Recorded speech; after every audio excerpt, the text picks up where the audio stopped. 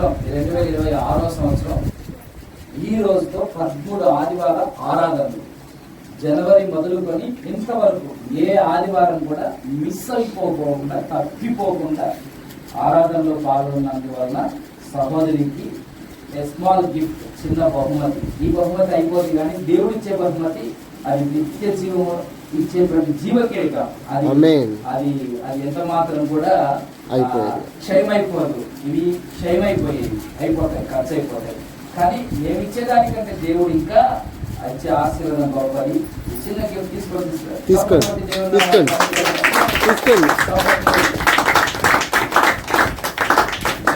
దేవుడు మనం దీవించుగాక. 10 ఆదివారాలకు పైగా దేవుని మందిరంలో ఆరాధించారు కాబట్టి ఇది మేము ఇచ్చిన బహుమతి. దేవుడు మనకి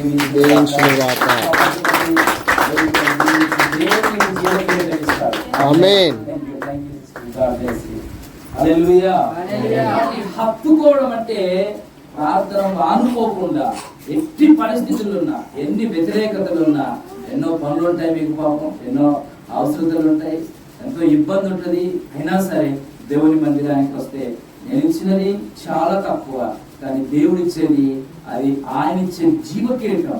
అది క్షయమైపోయేది కాదు, నశించిపోయేది కాదు, ఖర్చు అయిపోయేది కాదు, తరిగిపోయేది కాదు. ఆయన ఇచ్చేది. ఇది మేమిచ్చింది ఎందుకంటే మీకు కొంచెం ఎంకరేజ్మెంట్ కోసం. మిగతా వాళ్ళు కూడా ప్రతి ఆదివారం వస్తారని